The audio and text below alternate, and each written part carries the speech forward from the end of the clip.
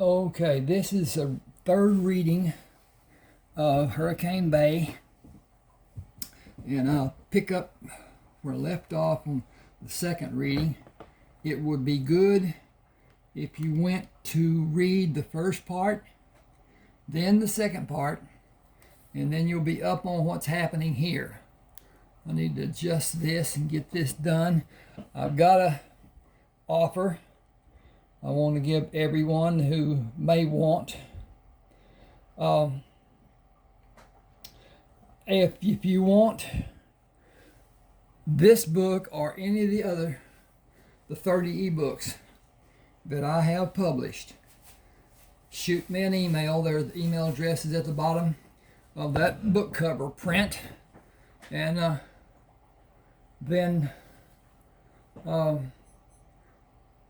send me your email telling me what you want, and I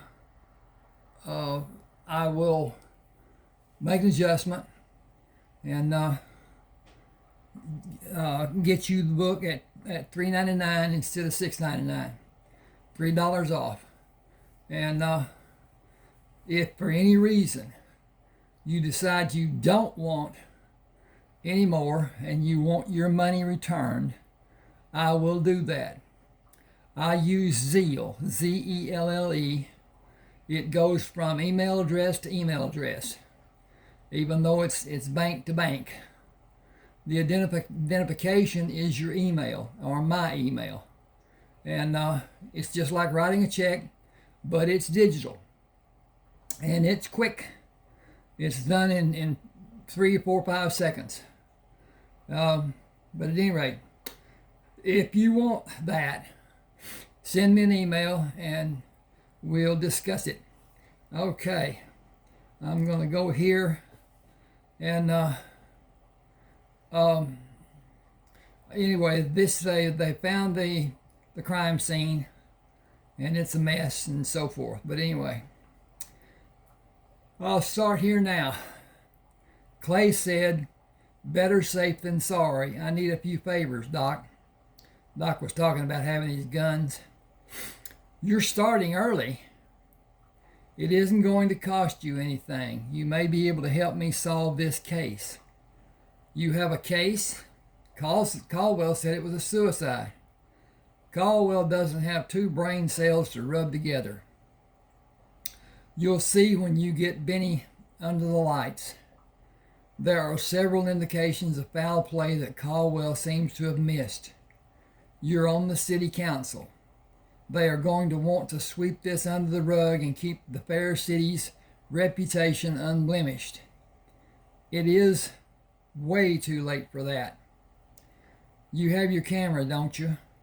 I need photos of this room as it is. Look around and see if you can locate the weapon involved in this case. I don't see it. Did the people who sent Benny shuffling off this mortal coil do this? Did they steal something? Today almost everything has drugs involved. Were they looking for papers that would incriminate them? What happened? Clay said 1 word, Caldwell. He did all of this? Mike waved his hand around the room. He had a few men help him do it. They were in the kitchen having coffee when Clay came outside. Came out here. Got here, I'm sorry. I got a popping over here on the wall. A bird hit it or something. Brinson was out here alone with Benny. Got to flip the page here. At any rate, please subscribe to my channel. Hit the like button. Those 2 things really help. YouTube see that my channel is popular and credible and valid and whatever. The AI does those locations and that's what it looks for, and so all of us, I think, don't understand the AI and the process and whatever, but when you look at your computer, that's artificial intelligence. When your computer can function faster than anybody else ever existed could. It's artificial intelligence. But at any rate, that's a glimmer. Okay, Doc straightened to look at Clay. Our finest destroyed Benny's house? Why on God's green earth did they do this? Mike threw his hands in the air and looked down. They were determined to find the reason Benny shot himself. That evidence would relieve their responsibility. They took a break for coffee, and they were coming back to do more damage. They trashed the crime scene. It will take a masterful job of digging to find anything pertinent to the crime now. Clay said, "You know what you do if you assume." Doc asked, "What's that?" "You make an ass out of you and me." He shook Doc's hand. Caldwell assumed this was a suicide. Then he assumed he could prove it was a suicide with evidence hidden in the house. He looked around the room. "I'll try to reconstruct the scene tomorrow, piece by measly piece, shifting through this pile of inconsequential debris. It would have been simple to look and determine the action that was done before this room was made a shambles. That beautiful opportunity is gone to some degree. I may be able to come up with a small inkling." Doc asked, "How do you need my help?" "I'm game." "Hold your report. Mark it as a pending investigation. That delay will last a few weeks. I don't have a plan yet, but it may come to light any time. Time is what I need to learn all I can about the cause and the effect. Brinson deserves that much." Doc said, "Just say the word and I'll do it. He is my oldest, dearest friend. I owe him more than I can ever repay, even more than anyone else does." This is chapter 3. Clay drove the car into the garage and gripped the steering wheel, stared out the windshield. What have I got myself into? I couldn't abandon Brinson, but I don't need to be police chief. Maybe I can rectify that problem tomorrow. Well, that is now and this is today, but tomorrow is already today. He rattled the doorknob to alert Butch and pushed him away when he opened the door. "Hi, buddy." He poured a glass of milk and took it upstairs. Standing in the shower, he bent his head and pushed it under the spray. Bracing his body with his hands on the wall, he stood and tried to let the worries of the day wash away with the soap he watched swirl when it entered the drain. He dried his hair and sat on the edge of the bed to drink the milk and heard footsteps in the hall. Pam standing in the door wearing a sheer nightgown surprised him. She leaned against the door facing. "You left in such a rush. Did you say a friend died?" "A friend's brother was shot and killed." "How are you bearing up?" "I am disturbed and concerned for Brinson." "Judge Pratt?" "Yes, do you know him?" She moved to sit beside him. "Was Benny shot?" "You are on the city council. That gives me freedom to tell you about what I witnessed. It was a total mess inside the house. The police trashed the living room. They made it practically impossible to gain any insight about what happened. Chief Caldwell declared it to be a suicide, and they searched for evidence to corroborate his presumption. Both same. The evidence disproved his assumption." Well, it was presumption, now it's assumption. Okay. Linguistics. "Brinson asked me to take over the investigation and made me chief of police. I couldn't refuse, with him in such a terrible state of emotions." She put her hand on the bed behind him and brace herself and kissed him on the cheek. Then whispered in his ear, "I'm sorry you're upset." He took the upper part of his arm in his hand and turned to kiss her. Pulling away, he asked, "Are we an item? Turn out the light and come to bed with me." The buzzer sounded, awakening Clay. He hit the button on top of the clock and turned to see the side of the bed where Pam had been when he fell asleep. He brushed his hand over the wrinkled sheet and imagined her being there. This will be a lonely place to be if Pam is not with me again tonight. Dressing, he wondered if he should wear a tie, then thought about setting a precedent. It will be expected every day if I wear one today. Pam stood at the stove when he came downstairs. When he came down. I need to put stairs there, but anyway. No tie. Good morning, everyone. I will be in town most of the day. I know how much you will all miss me, but there is no help for it. He gently pushed Butch. Good morning, buddy. How was your night? He went to stand behind Pam. I will only wear a tie for formal occasions, not when I'm working. He resisted the urge to kiss the back of her neck. Will you stay today and help everyone, including the mutt? I will, but the mutt is the only one who'll need my help. Did you sleep soundly? I missed you when the alarm went off. I slept better than I have in years.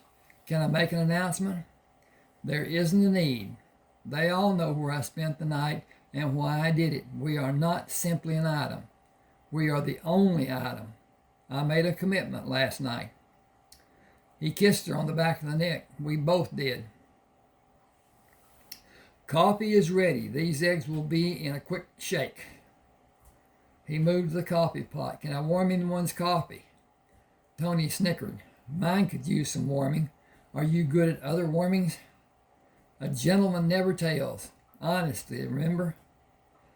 Billy said, we're all happy for both of you. He held the coffee pot and leaned against the cabinet. I'm not going to take time to spend, turn the page, with the crew during this morning in the coming weeks. I'm not going to have time to spend with this crew during the mornings in the coming weeks. I'll try to have the afternoons free, and I'll demand to have evenings free. Being police chief doesn't require much time usually. Today and the following days will be different because I'll be busy. There's no help for it. This dispatch will be able to reach me if someone should find they have a need for me. Pam said, my car is ready for me to bring home. Can you be my chauffeur? It will be my pleasure. I need to be at the station around 8. This is later. I'm going to take a break here just a second. Check on this, see if it's working okay, if everything's copacetic.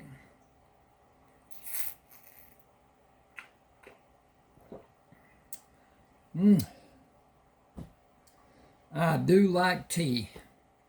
It's funny to me that tea now costs more for a gallon than a gallon of milk costs. That's life in the United States today, I guess. Clay stood at the kitchen door after he let Butch in. I'll hold Butch until you can get into the garage so he can't do anything. I'll come around and meet you in the garage. Pam said, bye, buddy. Clay gently ruffled his ears. Be good. Pam slid across the seat and snuggled against Clay. How did we do this morning? In the bedroom or in the kitchen? I know how we did in the bedroom. I couldn't see the girls' expressions while I was cooking. I made a commitment to you before the lights were turned out this morning. I intend to have the freedom to be affectionate with you when we're around them. I think I started loving you Saturday night, or was it Sunday morning? She said, I have never gone home with a man I just met before you. I made my commitment when I did that. I was far past being simply inebriated, but I was conscious. I made my choice and set my sights on you.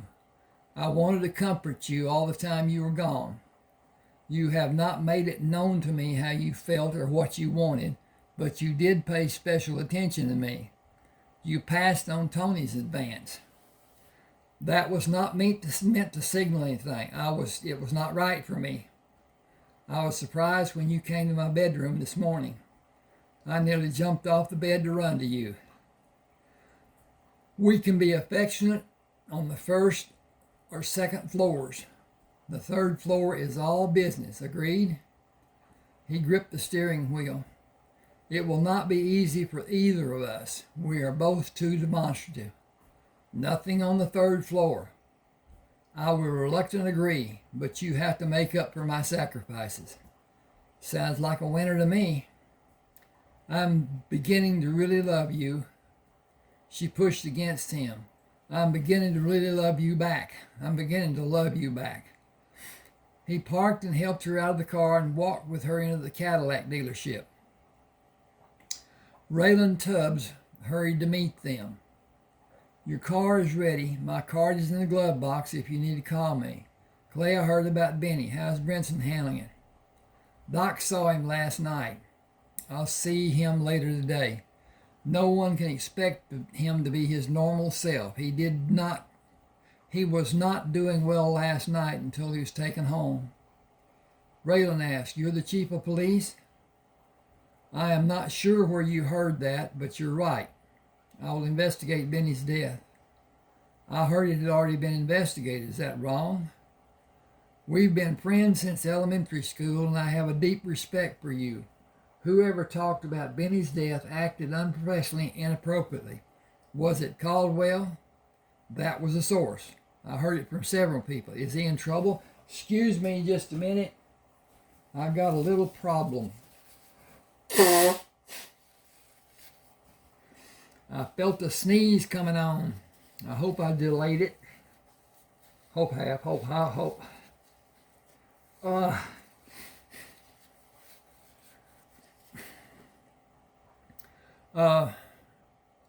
He disclosed official police business about a pending case. I can't talk about it because it is pending. Do me a solid. Leave it between me and you. Done. I thought you should know.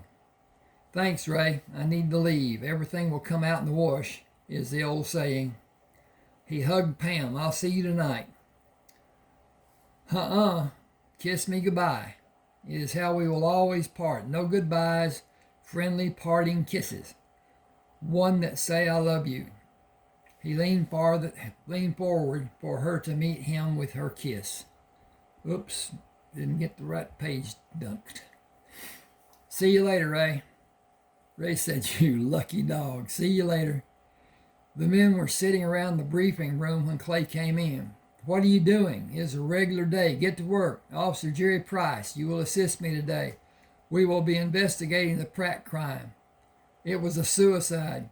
Caldwell, you will have 2 weeks severance pay. Leave your badge and weapon. If I hear of anyone talking about police business, the termination will be without compensation. He pointed the door. Caldwell, hit the bricks. I've been here 7 years. You have not been discreet. You have not been efficient. You have not been effective. You have been fired. I will personally lock your sorry ass in a cell if you're not out of here in less than a minute. Give me the badge and the gun. But first, if you please. Your license has been revoked. Stay away from police business. Give it up and get out. He took the badge and the gun. Everyone wait until Mr. Caldwell leaves. I have one more thing to say. He followed Caldwell to the door and watched him leave the building and turned to look at the others in the room. You will not have contact with Mr. Caldwell in any capacity, social or professional. Cecil Davis stood up. He is my friend. You can't tell us who we can talk to when we aren't working. Bill Evers said, That's right. We still have constitutional rights. Clay said, I guess you believe you have the right to talk about police business when you aren't working. You don't. You two will not have anything related to police business to talk about. You will receive the same severance pay as Caldwell. Just leave your badges and gun in the chairs nearest you. Be careful how you do it. He looked at the other men individually. Will you perform your regular duties or leave your guns and badges? We are all grown men. We will all act like we are proud to serve and we will exercise discretion in our service. Is that clear for everyone? Tommy Bain says, I have waited for this day for 3 years. Maybe I can hold my head up and be proud I'm a policeman instead of someone's lackey. I'm going to work. Good to have you, Chief. Jerry said, can we talk about Benny? That is what we will be talking about this morning and part of this afternoon. We are going to reconstruct the scene if it's possible. Dean Bates asked, may I go? Get your glad rags on. We need to take everything we will need, including water. We will not cause more damage to the Pratt house. Dean, please sign for a camera. Jerry, get kits for each of us. Who is dispatching? Dean said, Linda Freeman. We'll take 2 cars. I have the house key. Have either of you played Twister? Jerry said, I have. I will instruct you before we go inside the house. I'll see Linda and meet you at the car. He opened the door, looked around the room, and waited for Linda to acknowledge him. I'll be at Benny Pratt's house if you need anything. Dean and Jerry will be with me. You fired the 3 Stooges?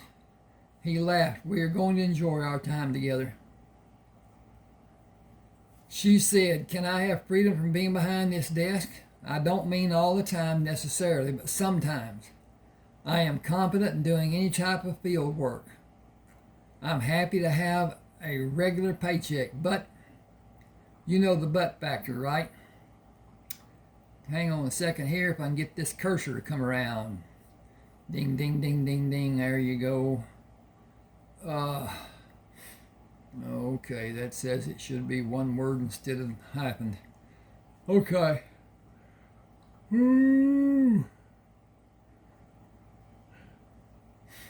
Boy, we will work on it. I'm sure it can be arranged. Not everyone can do the work you're doing. It takes a special talent and a big bundle of patience.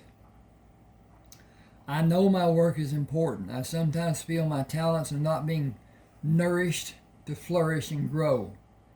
Field experience is growth promoting. I hope to have the ability to go to another city and be able to find employment based on my resume. I have a slew of reasons for expanding my job capabilities.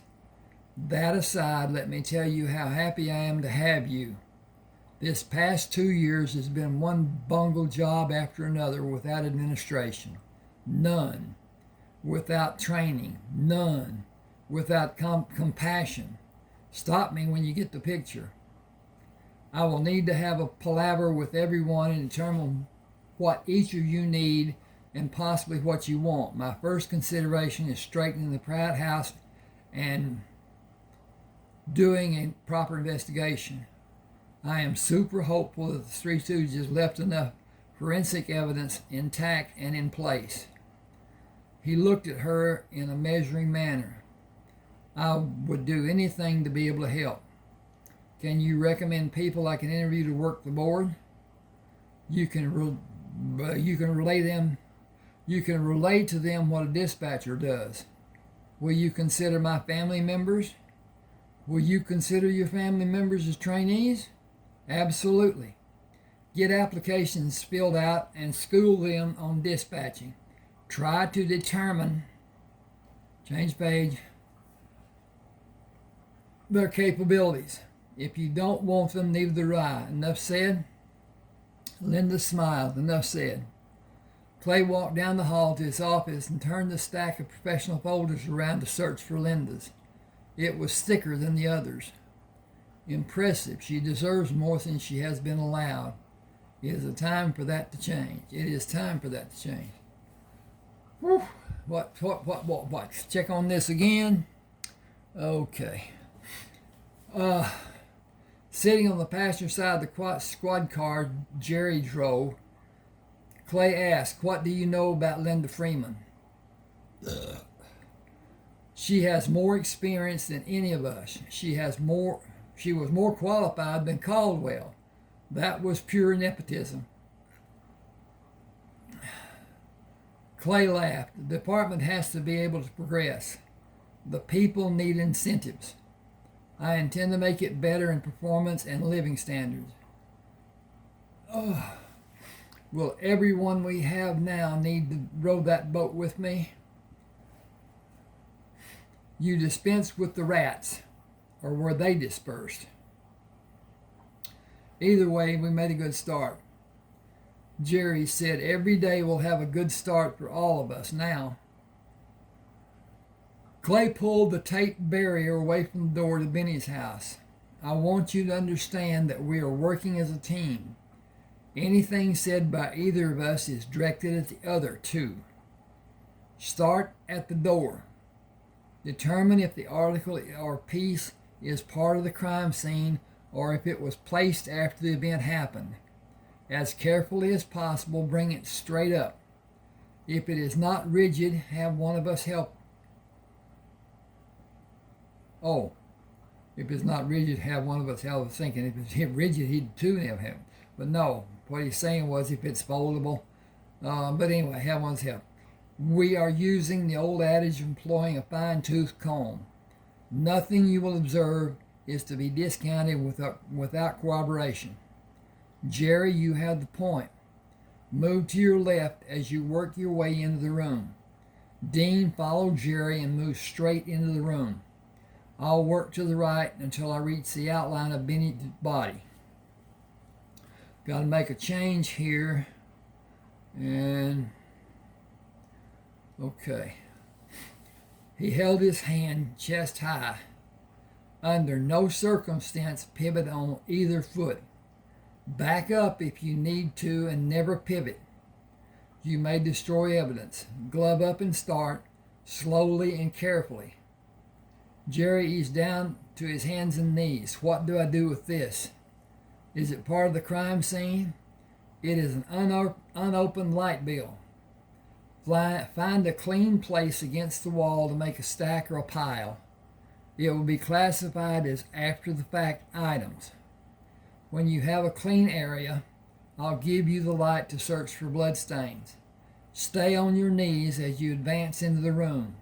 Remove your shoes before you go inside, but stay on your knees. Do not pivot. Jerry worked for a few minutes. Is this a big enough area to use the light? Clay opened the bag and held the light over Dean's shoulder. Give it to Jerry. Watch to see if he sweeps the complete area and if he moves the light slow enough for you to both be satisfied. Jerry will use the light and you can take photos if you want to do it.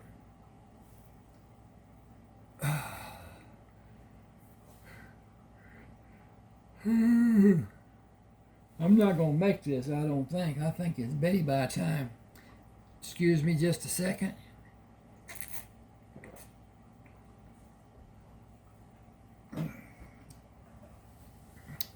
Okay. Jerry, use the light and you can take photos if you want to do it. I'm good with a camera. I have steady hands. Take more than one shot. 3 or 4 will be sufficient.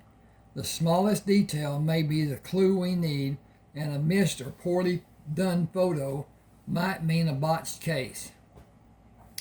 Police usually get only one chance. With what has been done to this room, our chance may have flown out the window. Benny Pratt is a prominent citizen of Palm Grove. He is a judge and one of my dearest friends. He deserves to know what happened here and be able to understand why it happened. We may be chasing our tails, but we might get lucky. Is it better to be lucky or good? Jerry said good gets most of the job done and lucky plays a small part, maybe 3 or 4%.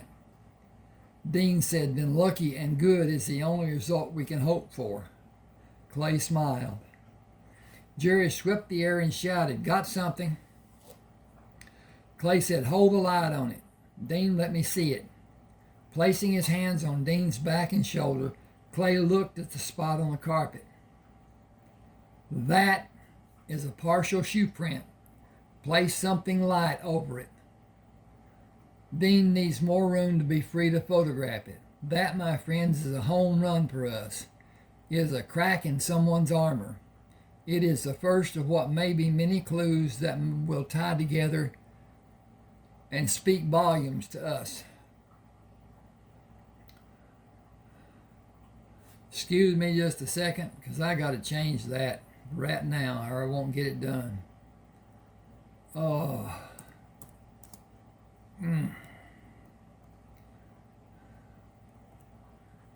Okay.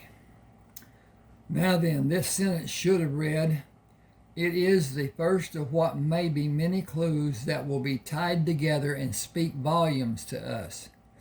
Okay, I got to go up here on File and hit Save As and hit Save, and we're done with that part. Jerry asked, "Do you want me to clean the floor to my left?" For the present, continue following the direction the person walked from, slowly and carefully. It will be only one shoe that will be shown unless the perpetrator stepped in blood with both feet. You will find more prints where this shoe prints blood originated. Okay. Anyway, it doesn't click together. Jerry said, "Here's another one. Clean an area to the left so Dean can get shots of both of them before you go on. I have enough room to start on the right of the location of the shoe prints.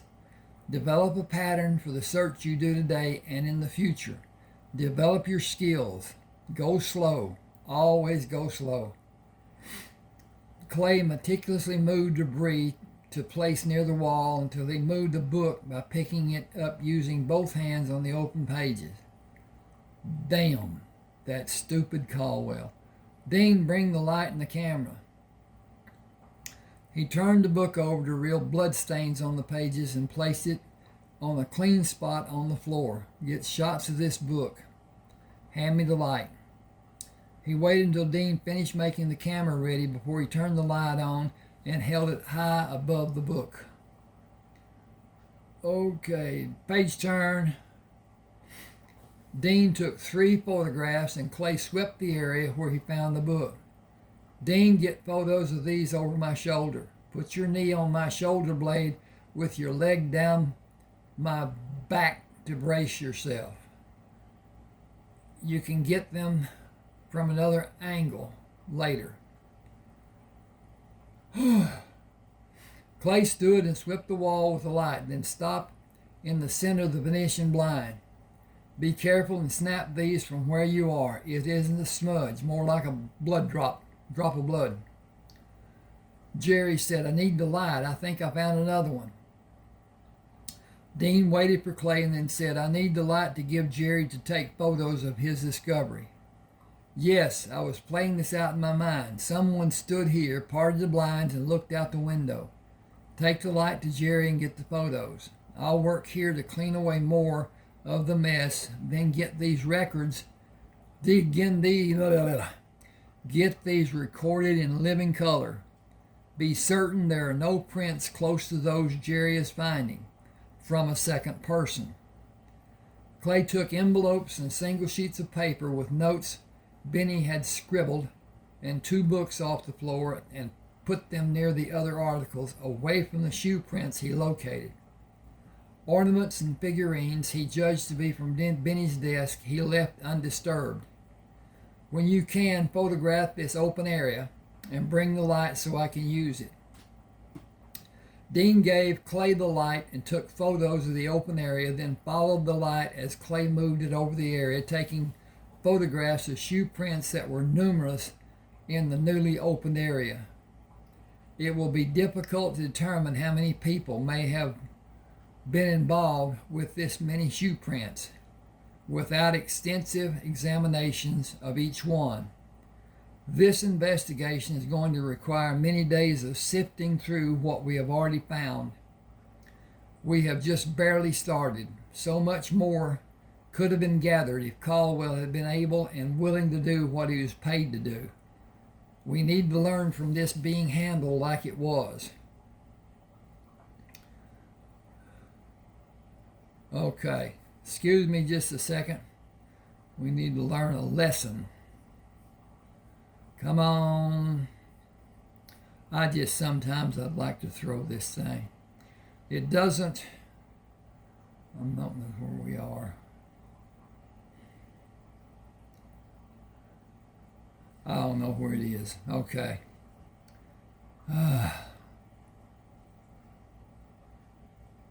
I'm still here. I'm just looking for where.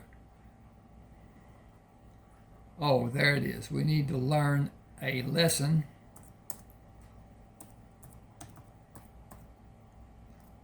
From this being handled like it was. That's more better than just learn. Jerry called Dean.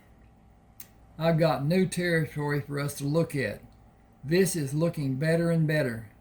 So far, only one set of shoe prints left the house. Clay cleaned the area between his and Jerry's assigned areas without a new discovery, then went back to open more of his original discovery space. Dean asked if Clay had more film. I brought 3 additional rolls. Don't be concerned with saving film. Get every scrap of evidence you can possibly can. One small detail might tell us what we need to know. One conclusive piece of evidence could matter more than all the rest that might give us nothing. Time to flip the page. It has been known to happen. The most complex cases have been solved with one piece of damning evidence. Others have been abandoned because the final piece or pieces were not discovered. Nobody knows if what was needed was not at the scene or if the investigators blundered and the case was never adjudicated. Clay moved to the other side of the body outline and failed to find anything more. Jerry and Dean continued their examination until they reached the body outline and worked away from it to the desk where Clay was working. He stepped back from examining the top of the desk, photographed the desk in close proximity, covering small areas and then from a distance. Be careful on this side of the desk. More attention needs to be given on this area, to this area. I'll work in my own. I skipped up here. I'll work in my area until I get to the door. You can learn. Wow. Excuse me. I'm sorry. You can clear this area and move into the corner. That will conclude our work to this room. We have worked past lunch. It is almost 1 o'clock. Jerry said, I've been concentrating on doing the discovery work and I'm not feeling hungry. I finally feel like I'm making a difference. Dean held the camera and looked at Clay. We've needed your help for years. You turned the department around and given us the freedom to do our work and feel pride that we were policemen. That's a great feeling. Clay said success only comes with proper work ethics. Planning and direction are key elements in any endeavor. Success is empowering. Someone has to lead. It does not always require that the leader be the highest paid person. Always feel free to give your opinion about... Okay. Had to check on time. Gotta flip the page again. About your knowledge, or if it is just a small warning voice in your thinking. Little things do mean a lot. Sometimes. We are a team. All of us in the department are on our team. Clay opened the area to the left side of the desk and found blood splatter and 2 large pools of blood with an abundance of shoe prints in that area and shoe prints leading to the body outline. He found shoe prints leading to the opening of the hallway and down the hallway until they abruptly ended. I got to put a word here.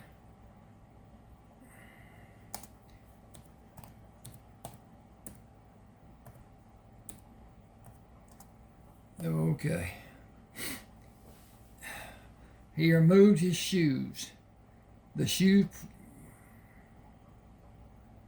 Oh. He's talking. I didn't see the print. Oh, there. Yeah, anyway. He removed his shoes. The shoe prints end here.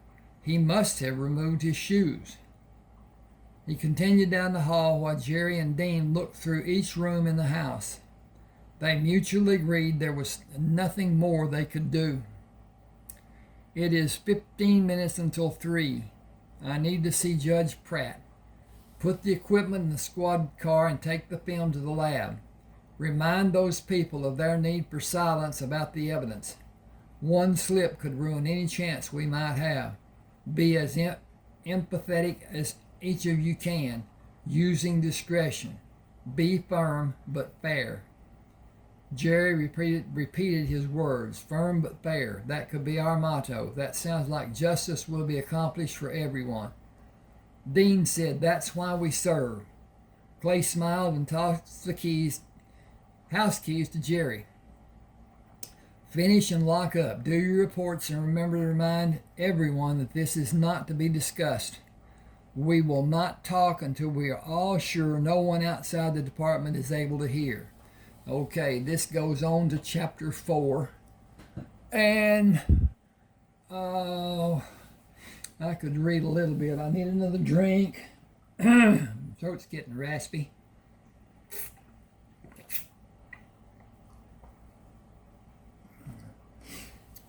Clay drove to Judge Pratt's house and sat in the car after he parked. Meeting Brinson would not be easy. Investigating Brinson's brother's likely murder placed Clay in the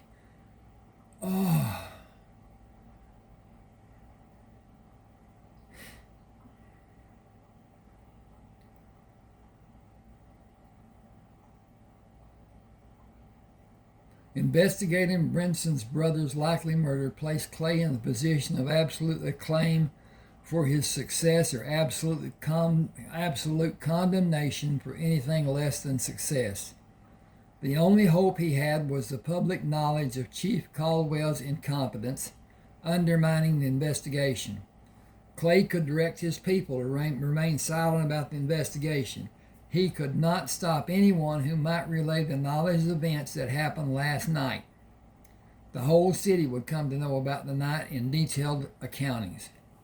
Moving slowly up the walk, he decided to continue treating Brinson as the friend he had known so long and not as a grieving victim. Page turn.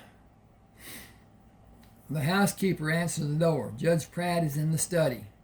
Thank you, I know this house. He knocked on the door frame. This is a friend visiting an old friend. I came to check on your wellness.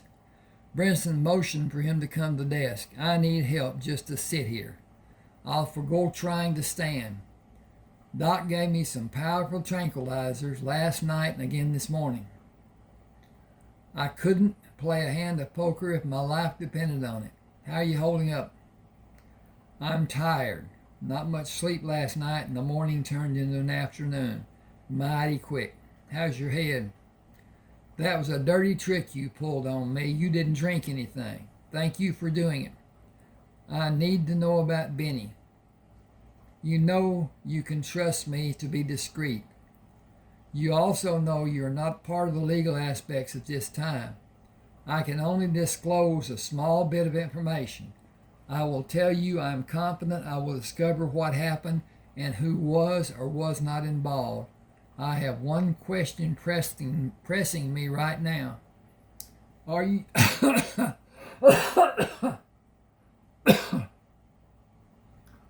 Wow. I got a little sideways there. Are you stable to the point of being able to answer? What did you find? I will appreciate you not expecting my answer. I am the chief of police under your order. As such, I am not your friend. I came here as your friend. If you allow me to stay as your friend, I need a break. I need to find this doggone. I used it, so now I don't know where it is. There it is. And talk off record. I will stay. Agree? Yes, I'm sorry. I need answers to be satisfied. As your friend, as the chief of police, I have no answers. I do have questions. He stopped to let Brinson Brinson understand the situation. Brinson said, I have my belief in your abilities. I have knowledge of you as a person of integrity. I have faith in you as a friend. I've watched that Punch and Judy show for 2 long years. I had nothing to do with him being made chief. It was a brother-in-law shenanigan by the mayor while I was out of town. I knew I could remove him if I wanted to and withstand the anger. Okay, I need to do some changes here. Give me a sec. Withstand the anger of the mayor and some of the city council members. I held off until they tore through Benny's home. You've been there this morning. What did you find?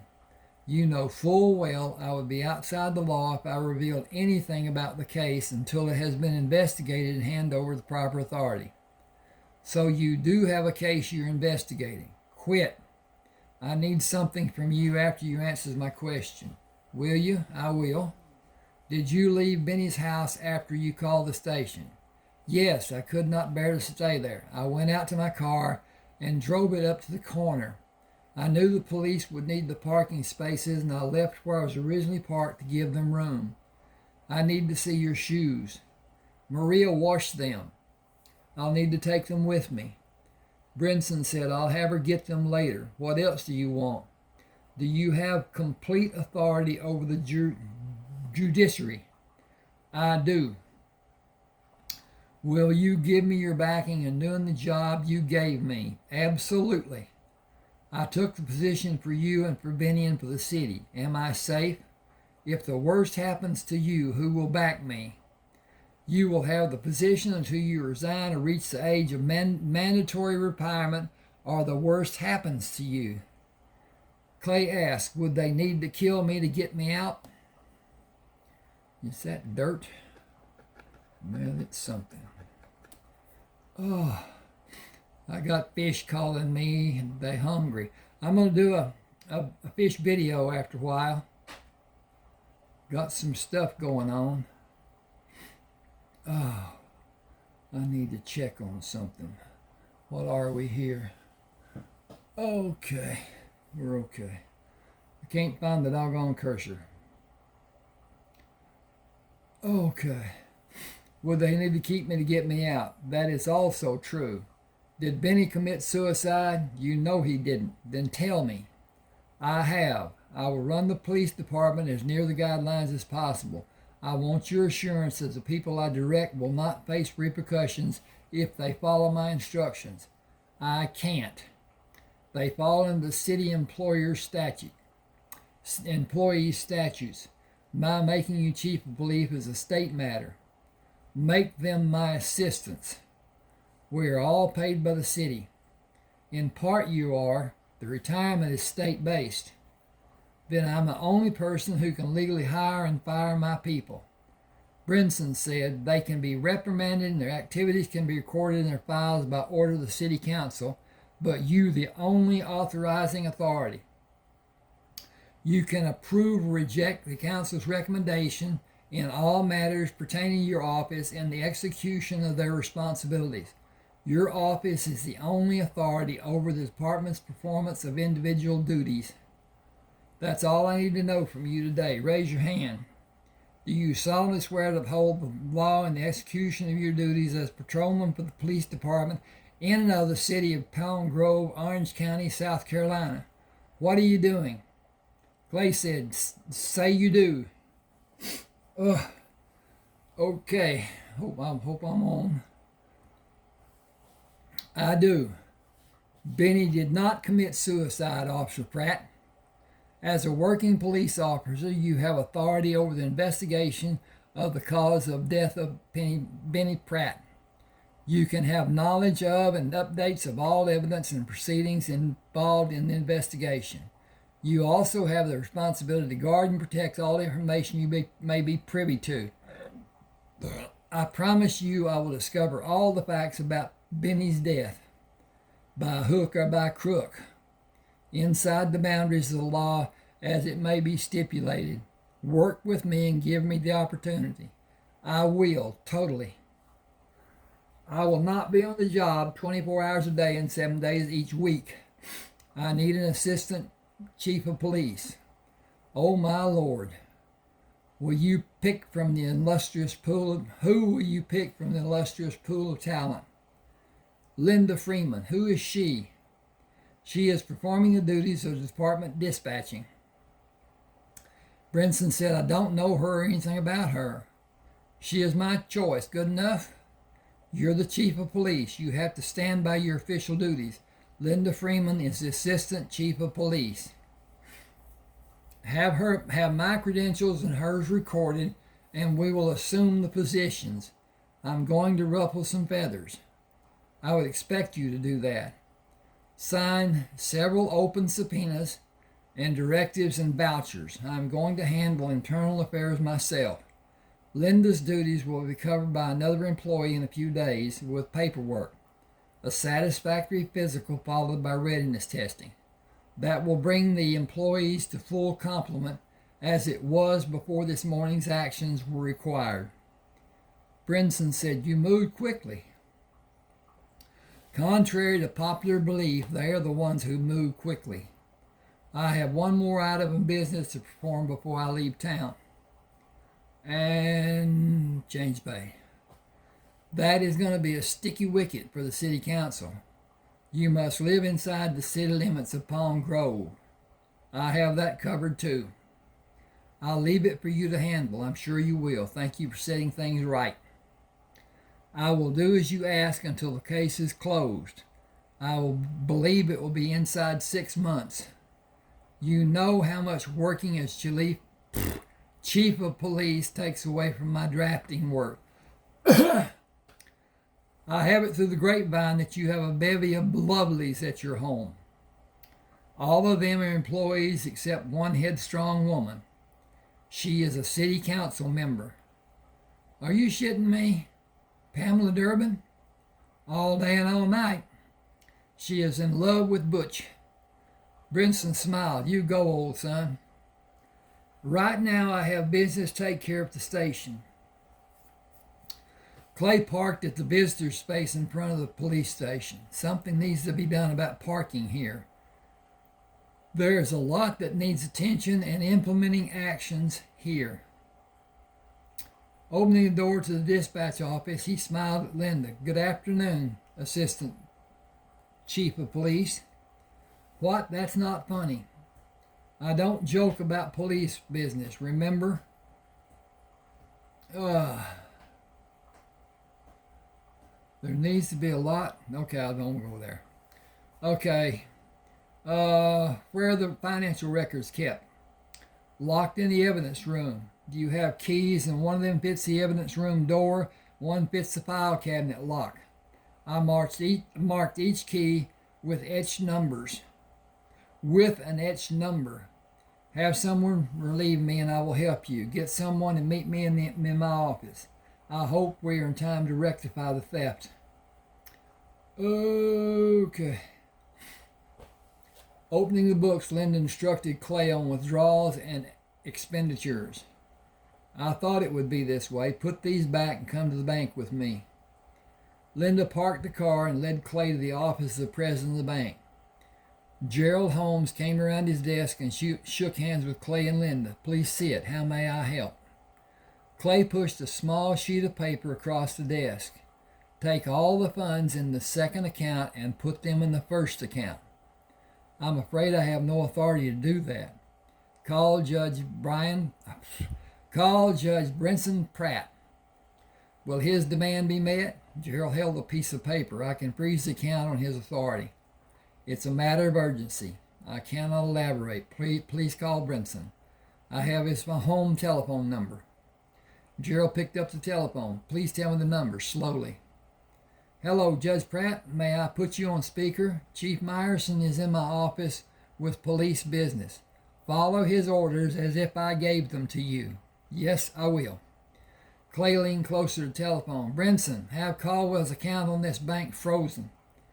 Brinson said, Gerald, you have my directive to do it. Charges will be filed tomorrow. Clay, arrest him.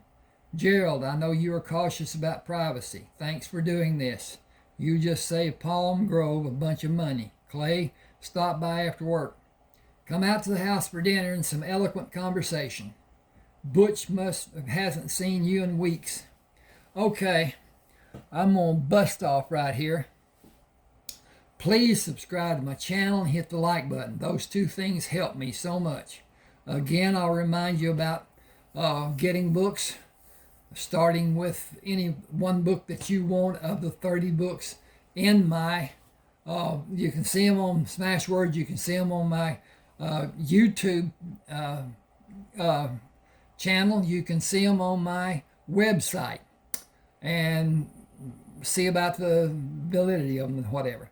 At any rate, thank you for the time that you spent. Hope you enjoy it. I enjoyed doing it.